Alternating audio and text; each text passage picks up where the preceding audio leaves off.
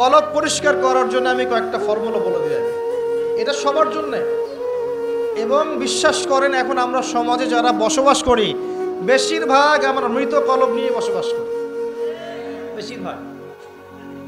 যদি কলব জিন্দাই হতো তাহলে হক বাতিল চিনতে পারতাম না। যদি কলব জিন্দাই থাকতো তাহলে কি দুনিয়ার এই মোহের মধ্যে ব্যস্ত থাকি? যদি কলব জিন্দা থাকতো সারাদিন তাহলে দুনিয়ার ফিকিরে ব্যস্ত থাকতে পারি। যদি কলব জীবিতই থাকে তাহলে কাউকে দাফন করার পরে দুনিয়াবি খোশ গল্পে কেউ মত্ত হতে পারে। যদি কলব জিন্দা থাকে তাহলে কেউ মানুষকে ঠকাতে পারে, মাপে কম দিতে পারে, কেউ কি গোপনে পাপ করতে পারে, কেউ কি অন্যের সম্পদ আত্মসাৎ করতে পারে। কলব জিন্দা থাকলে কেউ সুদ খায়, কলব জিন্দা থাকলে কেউ জেনা করে, কলব জিন্দা থাকলে কেউ এরকম নোংরা কনসার্টে যেতে পারে। অতএব বুঝতে পারছি এইসব পরিস্থিতি দেখে যে আমাদের বেশিরভাগের কলব কি? মৃত, নিঃসন্দেহে মৃত, কোনো সন্দেহ নাই। নবী সাল্লাল্লাহু আলাইহি ওয়াসাল্লাম বলছেন, যখন আদম সন্তান একটা পাপ করে তখন কলবের মধ্যে একটা স্পট বা দাগ পড়ে, কালো একটা স্পট বা দাগ পড়ে। আবার যদি গুনাহ করে আবার স্পট পড়ে, আবার দাগ পড়ে, আবার গুনাহ করে আবার স্পট পড়ে। গোনার উপর গোনা করতে থাকে পুরো কলবটা কালো কুচকুচে কুৎসিত হয়ে যায়, দুর্গন্ধযুক্ত। অনেস্টলি বলেন তো দেখি, অনেস্টলি বলেন যে আমাদের কলবগুলো এখন এরকম না? আমরা কন্টিনিউয়াসলি পাপ করি না? কতবার দিনে আস্তাগফিরুল্লাহ ওয়া আতুবু ইলাইহি পড়ি, কতবার? নবী সাল্লাল্লাহু আলাইহি ওয়াসাল্লাম এমন একজন ব্যক্তি যার আগের গুনাহ মাফ, পরের গুনাহও মাফ, তারপরেও তিনি দিনে 100 বার বলতেন আস্তাগফিরুল্লাহ ওয়া আতুবু। আমাদের তো প্রয়োজন হয় না, কারণ আমাদের তো অনেকের, আমাদের সবার না, অনেকের অ্যাটিটিউডটা এমন যে সে জান্নাতে অলরেডি চলে গেছে এবং তার দল, তার সংগঠন অলরেডি জান্নাতে চলে গেছে। আপনার যদি লিজ লাগে আপনি আসেন, আমার কাছে ফর্ম পূরণ করেন, আপনাকে দিয়ে দেব। এমন অ্যাটিটিউড নাই? এই অ্যাটিটিউডটা কিন্তু ইহুদিদের দর্শন। ওরা এরকম মনে করতো যে আমরা আল্লাহর সিলেক্টেড বান্দা, ইলেক্টেড বান্দা, যদি জাহান্নামে যাইও তাহলে অল্প কয়েকদিন থাকবো, তারপর বেরো চলে আসবো। হ্যাঁ, এই কথা সূরা বাকারায় আছে, পড়ে দেখেন তো। দেখুন প্রিয় ভাইয়েরা, কলব পরিষ্কারটা সবচেয়ে ইম্পর্টেন্ট জিনিস। এখন মানুষ বলতে পারে সুফিজমের আলোচনা করছে। হ্যাঁ, সুফিজমের আলোচনা করছি কিনা তা জানি না, তবে আমি আল্লাহর ইহসান নিয়ে কথা বলছি। কি নিয়ে কথা বলছি? হাদিসে জিবরিলের মধ্যে 4টা প্রশ্ন করা হচ্ছে। কটা প্রশ্ন? 4টা। তার মধ্যে একটা প্রশ্ন হচ্ছে আখবিরনি আনিল ইহসান, হে মুহাম্মদ সাল্লাল্লাহু আলাইহি ওয়াসাল্লাম আমাকে ইহসান সম্পর্কে বলুন। জিবরাইল আলাইহিস সালাম প্রশ্ন করছেন। কে প্রশ্ন করছেন? ইহসান কি? নবী সাল্লাল্লাহু আলাইহি ওয়াসাল্লাম বলেন আনতা আবুদাল্লাহ কাআন্নাকা তারাহ, তুমি এমন ভাবে আল্লাহর ইবাদত করবে যেন তুমি আল্লাহকে দেখতে পাচ্ছো। ওয়া ইল্লাম তাকুন তারাহু ফাইন্নাহু ইয়ারাক, তুমি যদি আল্লাহকে দেখতে নাও পারো জেনে রাখবে যে আল্লাহ পাক তোমাকে দেখছেন। এই ফিলিংসটা মানুষের মধ্যে থাকলে কি মানুষ পাপগুলো কন্টিনিউয়াসলি করতে পারে? যদি পাপ হয়েও যায় সেটা তওবা করে ফিরে আসবে, তাই নয় কি? আচ্ছা, এখন দেখুন কি করতে হবে। এক নাম্বার বলছি যে অন্তরটাকে পরিচ্ছন্ন করতে হবে। পরিচ্ছন্ন করার জন্য প্রথম কাজ কি? প্রথম কাজ হচ্ছে 5 ওয়াক্ত নামাজকে আঁকড়ে ধরা। কি করা? 5 ওয়াক্ত নামাজকে আঁকড়ে ধরা। যদি আপনি জামাত মিসও করে ফেলেন বাসায় পড়ে ফেলবেন, নামাজ বাদ দেওয়া যাবে না। মানে জামাত মিস করে ফেলেছি জন্য নামাজ বাদ এমন নয়। নামাজ জামাত মিস হয়ে গেছে, আচ্ছা হয়ে গেছে, ঘুমিয়েছিলেন বা মনে ছিল না বা ব্যস্ত ছিলেন, কথার কথা, যখনই সময় পেয়েছেন, মনে পড়েছে, ঘুম থেকে উঠেছেন, নামাজ পড়তে হবে, একাই পড়তে হবে।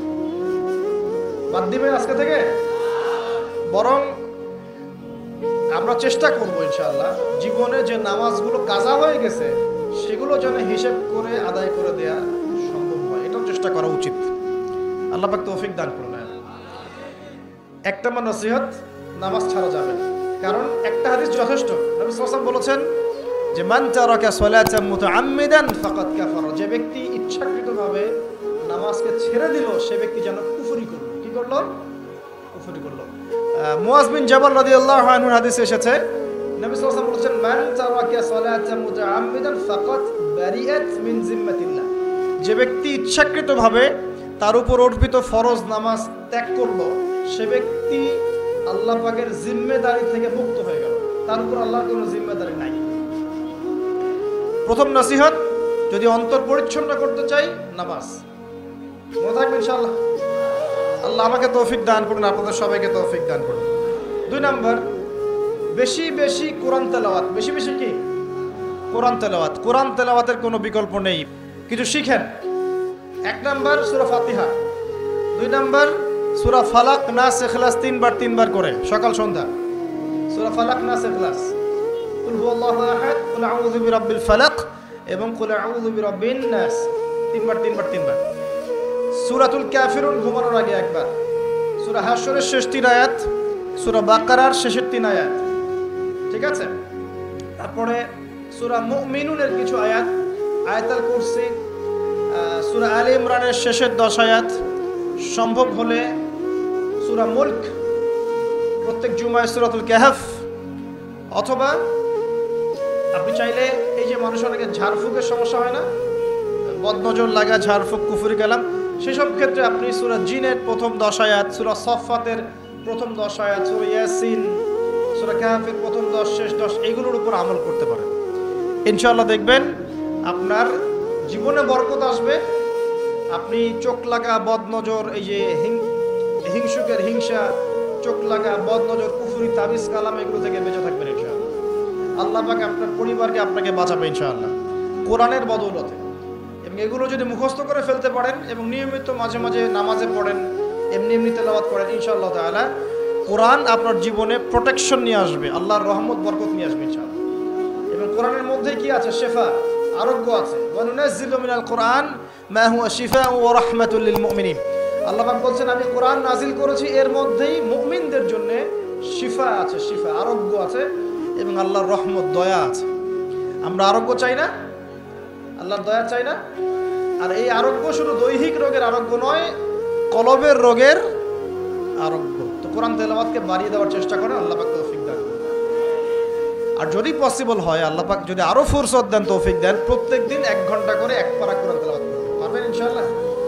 আল্লাহ আমাদের সবাইকে তৌফিক দান করুন, আমিন। এরপর কি? বেশি বেশি আল্লাহর জিকির। 1 নাম্বার কি বলেছি? সালাত। 2 নাম্বার কোরআন তেলাওয়াত। 3 নাম্বার হচ্ছে আল্লাহর জিকির। বেশি বেশি আল্লাহর জিকির। আল্লাহর জিকির মানে শুধু আল্লাহ আল্লাহ এটাকে বোঝাচ্ছি না আমি। আল্লাহর জিকির মানে আপনি সবসময় ফিল করবেন, আল্লাহকে স্মরণ করবেন যে আল্লাহ পাক আপনাকে দেখছেন, আপনি আল্লাহ ইবাদত করছেন, আল্লাহ আপনাকে দেখছেন।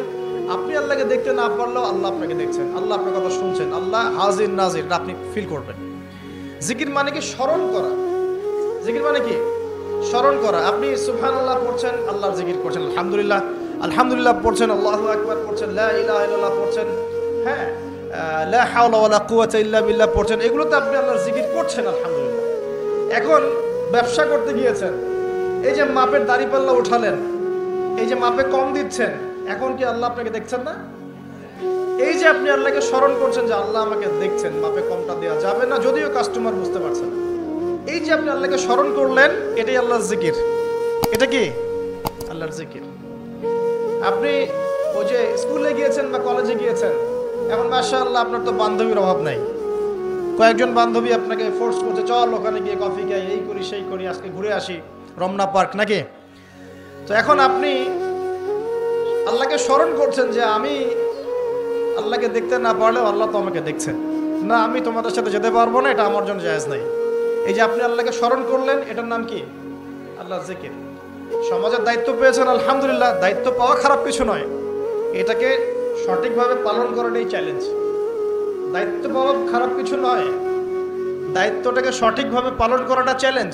দায়িত্ব পালন করতে গিয়ে আপনি ন্যায় বিচার করছেন, যখন দেখছেন যে এমন একটা বিচার সামনে চলে আসছে যে এখানে তো সমস্যা, এখানে ন্যায় বিচার করলে আমাকে হয়তো কিছু প্রতিবন্ধকতার শিকার হতে পারে, আর যদি অন্যায় করি তাহলে দুনিয়ার স্বার্থ আছে। এখন আপনি যদি অন্যায়টাকে বেছে নেন, আপনি আল্লাহর জিকির করেন নাই। যদি তখন আপনি ন্যায়টাকে বেছে নেন, আপনি তখন আল্লাহর জিকির করেছেন। আল্লাহর জিকির শুধুমাত্র সুবহানাল্লাহ আলহামদুলিল্লাহ তাসবিহ তাহলিলে নয়, সমাজে চলতে ফিরতে উঠতে বসতে সবখানে আল্লাহর জিকির আছে। আল্লাহর স্মরণ, আল্লাহকে স্মরণ করা। আল্লাহ পাক তৌফিক দান করুন।